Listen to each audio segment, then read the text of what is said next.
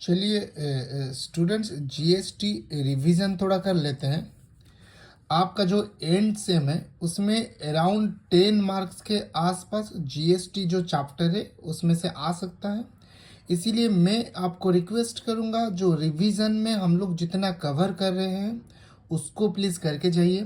Plus home assignment में जितना भी मैंने जीएसटी चैप्टर से क्वेश्चन दिया था उसको एक बार कवर कीजिए। जो आपने सबमिट किया है रिसेंटली असाइनमेंट, उसको छोड़ के जीएसटी का जो नोट्स हैं, क्लास नोट्स, उसको भी एक बार आप गो थ्रू कर लीजिए। ऑलमोस्ट जितना भी आएगा वो थियोरिटिकल आएगा। न्यूमेरिकल अगर आएगा भी छोटा छोटा आएगा। Let us discuss one by one. Question one क्या है? क्वेश्चन वन में मिस्टर ए एक रेस्टोरेंट रन कर रहा है, रेस्टोरेंट, ठीक है।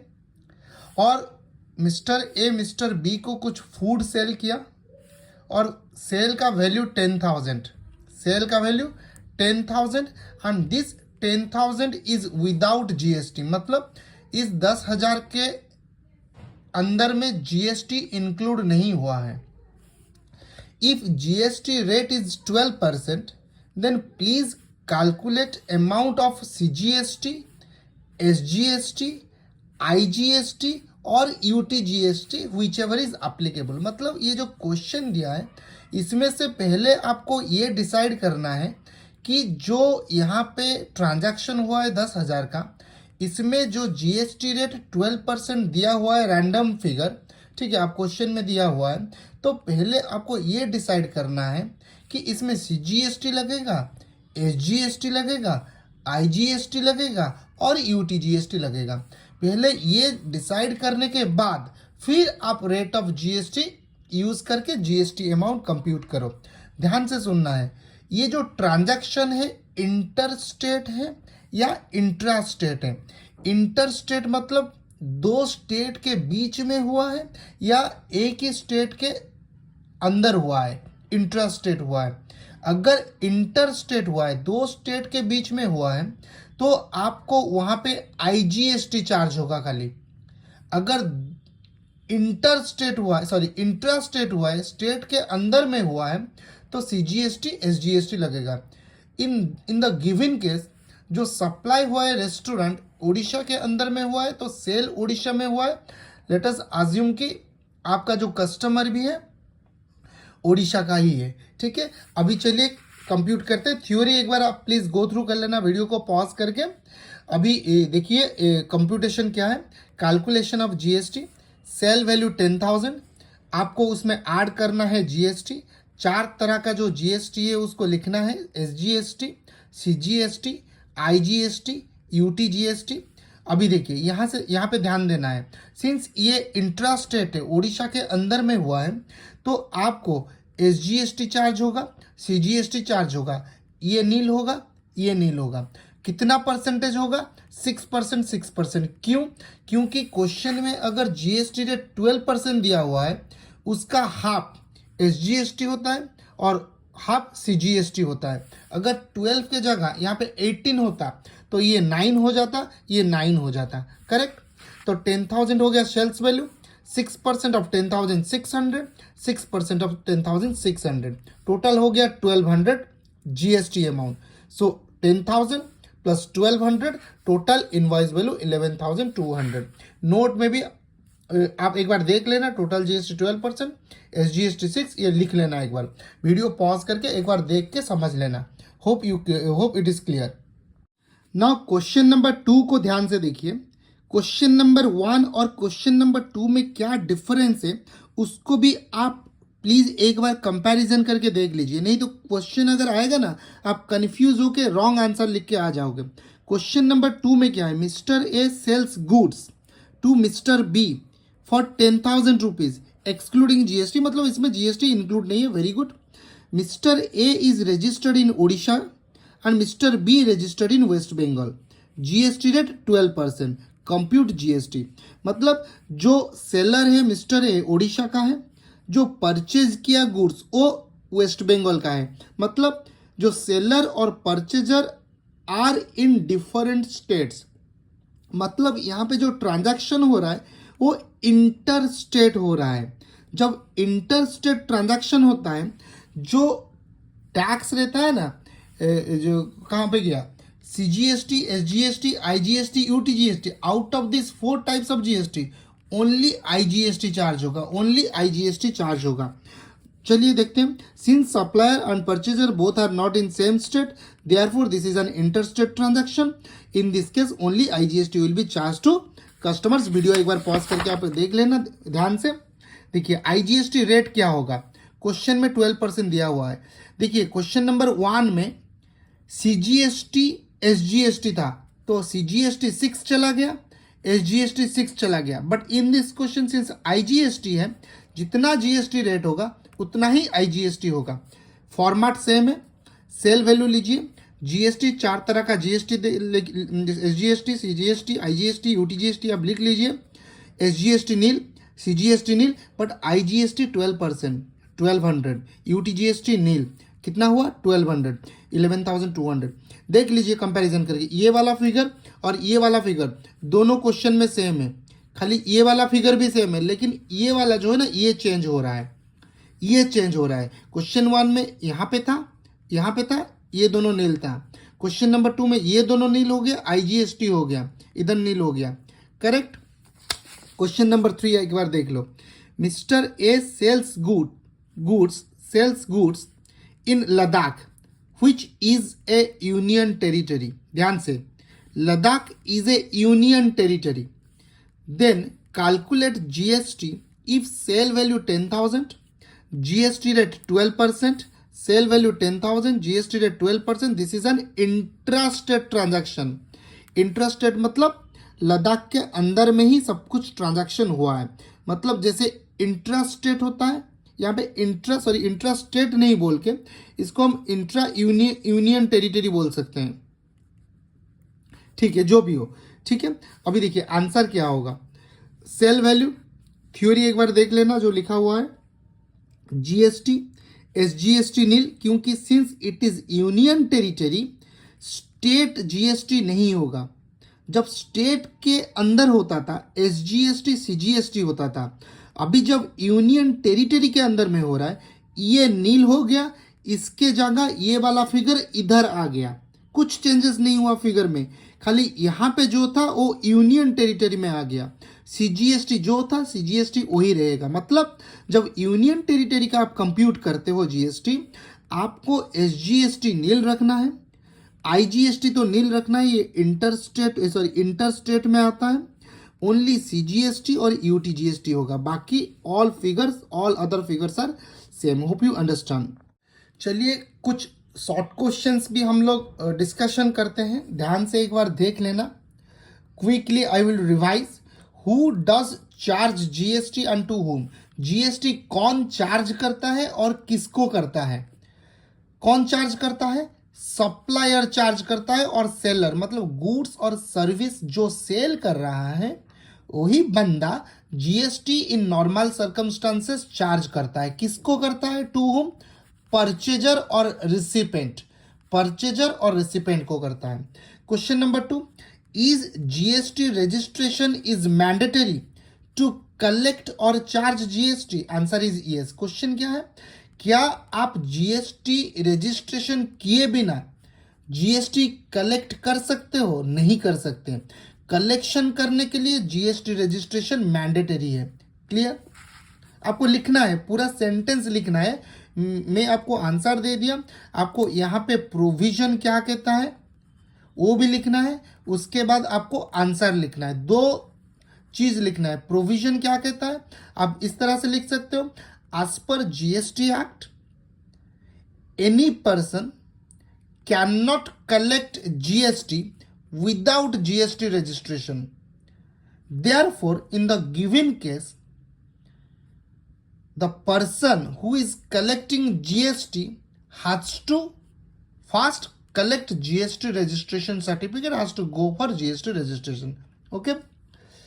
Can one person hold multiple GST, एक से ज्यादा GST registration number, क्या एक बंदा अपने पास रख सकता है इन वन स्टेट, एक स्टेट के अंदर में। आंसर इज यस, रख सकता है, but it is optional. Mandatory नहीं है, ठीक है। आपका 2-3 ऑफिस है, 2-3 ऑफिस के लिए अलग अलग जीएसटी रजिस्ट्रेशन नंबर आप एक ही स्टेट के अंदर रख सकते हो, ये ऑप्शनल है। Clear? If mister x has 2 different offices, ध्यान से ये वाला क्वेश्चन और ये वाला क्वेश्चन को एक बार कंपैरिजन करके आप देख लेना, कंफ्यूज हो जाओगे, आंसर गलत हो जाएगा। इसमें विद इन वन स्टेट क्या मल्टीपल जीएसटी रजिस्ट्रेशन रख सकता है? ये रख सकता है, but it is optional. Optional. अभी क्वेश्चन क्या है? Mister x has 2 different offices in 2 different states. Suppose आप पकड़ लो, उड़ीसा में एक ऑफिस है, वेस्ट बंगाल में एक ऑफिस है। Whether he needs to apply for 2 GST registration number और ही कैन कंटिन्यू विथ 1। एक जीएसटी रजिस्ट्रेशन नंबर के साथ कंटिन्यू कर सकता है या उसको 2 रजिस्ट्रेशन नंबर लेना है। आंसर क्या है? आंसर देख लेना यहाँ पे क्या लिखा हुआ है, सुन लो एक बार। जीएसटी में जो प्रोविजन लिखा हुआ है उसके हिसाब से अगर आप 2 स्टेट में, आपका 2 मोर देन 1 स्टेट ऑफिस है, in the given case 2 states में है, तो जिस जिस स्टेट में आपका ऑफिस है, बिजनेस है, उस स्टेट में आपको रजिस्ट्रेशन लेना कंपलसरी है। So it is mandatory now, it is not optional. You have to go for multiple GST registration for multiple state offices. Understood? Write 5 rates of GST: 0, 5, 12, 18, 20. Very easy. What is intrastate and what is interstate sale? गलत मत करना, ध्यान से सुना। Intra, intra क्या होता है? Theory एक बार देख लेना। इंट्रा क्या होता है? जब सप्लाई ऑफ गुड्स और सर्विसेज, जब गुड्स और सर्विसेज जो सेल होता है विद इन द स्टेट होता है, मतलब जो सेलर है एंड जो परचेजर है both are within the same state, उसको इंट्रा स्टेट कहते हैं। उड़ीसा के अंदर में सेलर है, उड़ीसा के अंदर में परचेजर भी है।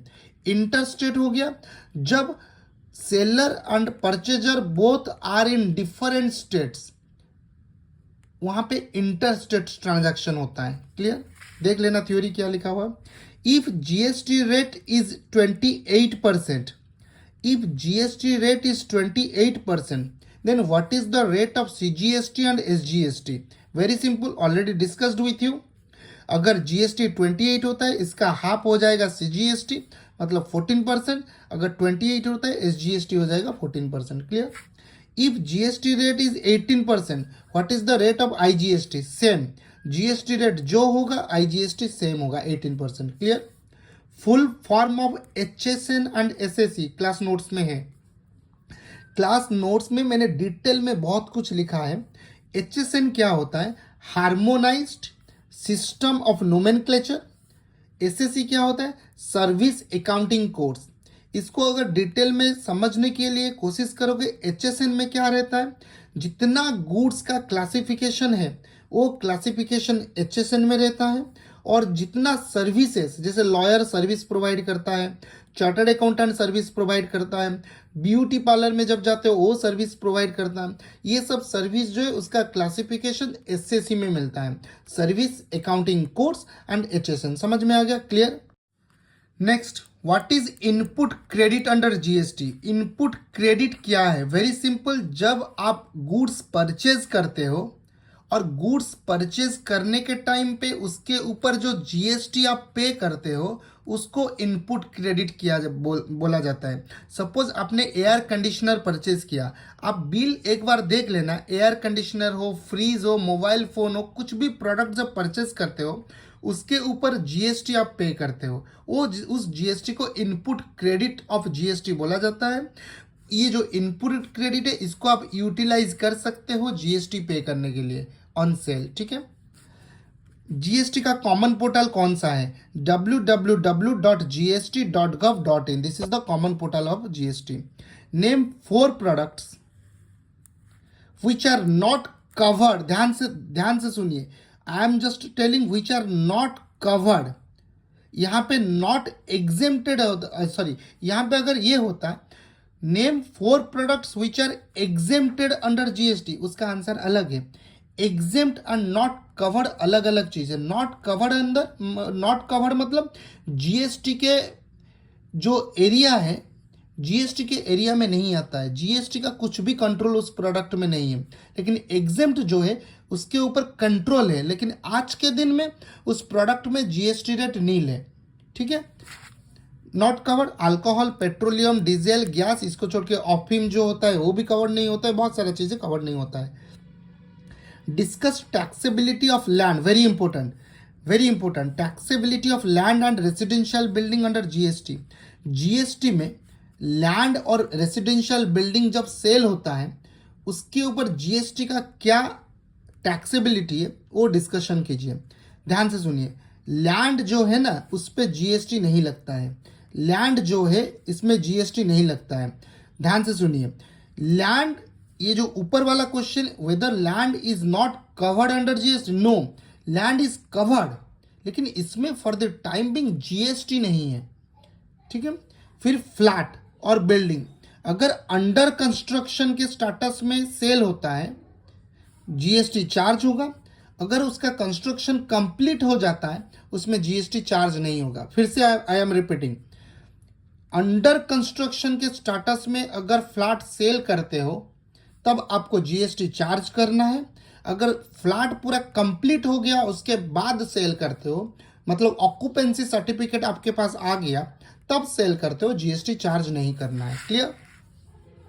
What is E way bill under GST? E way bill क्या होता है समझ जाइए। जीएसटी का जो ऑफिशियल गवर्नमेंट पोर्टल है उसमें से इलेक्ट्रॉनिकली एक बिल निकलता है।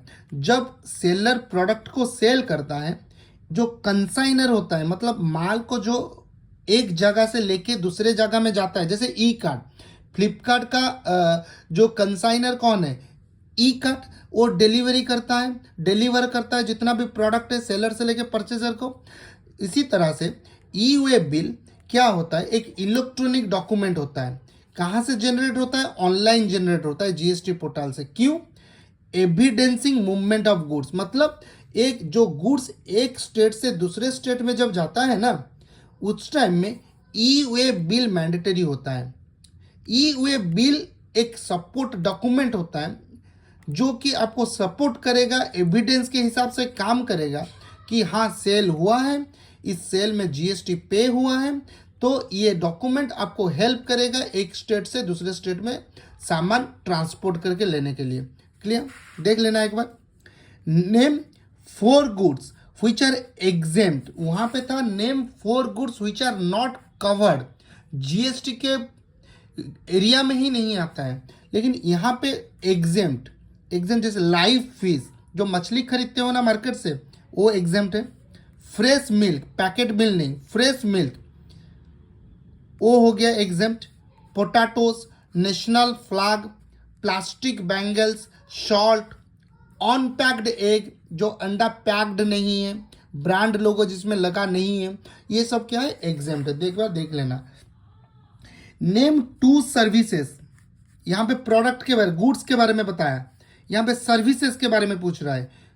कंफ्यूज मत होना प्लीज। अगर क्वेश्चन आता है नेम 4 गुड्स, इसमें आप सर्विस लिख दिए तो आपका आंसर गलत हो जाएगा।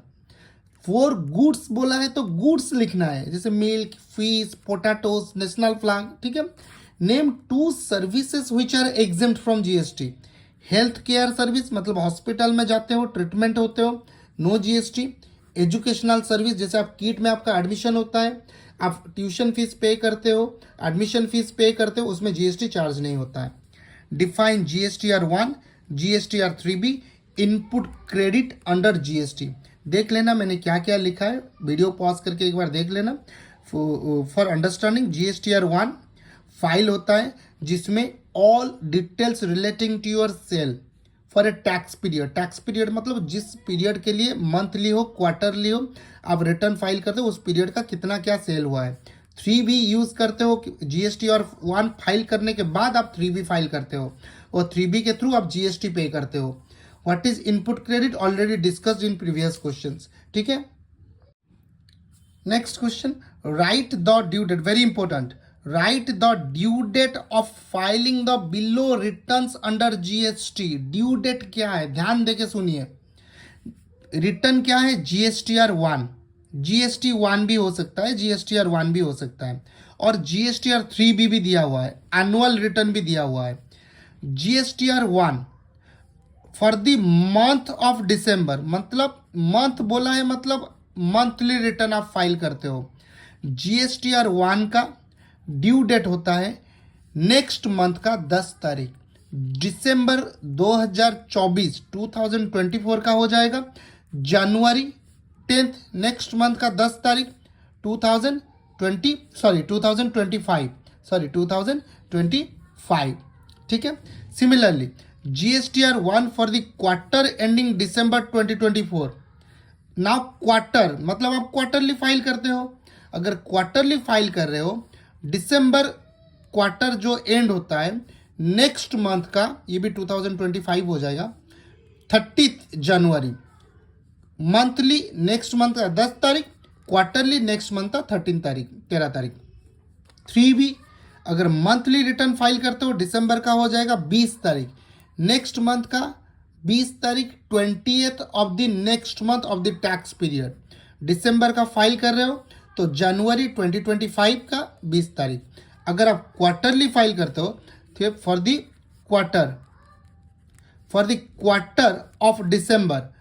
क्वार्टर ऑफ डिसंबर और 22 तारीख हो जाएगा। क्लियर, एक बार देख लेना, अंडरस्टूड। हाँ, एनुअल रिटर्न, अगर एनुअल रिटर्न होता है आपको फिनेंशियल ईयर पूछेगा, कोई भी फिनेंशियल ईयर का due date of filing annual return under GST is 31 December of the next year. 23-24 के लिए फाइल कर रहे हो, नेक्स्ट ईयर मतलब 24-25 का 31 दिसंबर हो गया due date annual return. Clear. Write full form of CGST, SGST, IGST, UTGST, very simple, एक बार गो थ्रू कर लेना, वीडियो पॉज करके गो थ्रू कर लेना। How many digits are there in GST registration number? 15 digits is the answer. First 2 digits of GST registration explains what, that is state code. First 2 digit जो 15 digit है उसमें से first 2 digit जो है वो स्टेट कोड को define करता है। Is it possible to apply for GST registration offline? Answer is no, because if you want to apply for GST registration certificate you have to apply online, so ये सब questions आप एक बार गो through कर लीजिए। इसके साथ साथ जो क्वेश्चन हमने असाइनमेंट में भी दिया था उसको भी आप एक बार प्रैक्टिस कर लीजिए। देन आपके पास अगर टाइम रहता है GST जो नोट्स है उसको प्लीज़ एक बार गो थ्रू कर लीजिए, ओवरऑल ऊपर से भी एक बार गो थ्रू कर लीजिए, क्योंकि GST से थियोरेटिकल क्वेश्चंस आएगा ऑलमोस्ट बहुत सारा चीज़, ठीक है। अगर छोटा छोटा क्वेश्चन ही आएगा तो आप एक बार नोट्स को भी एक बार गो थ्रू कर लीजिए if you will have time. Thank you so much.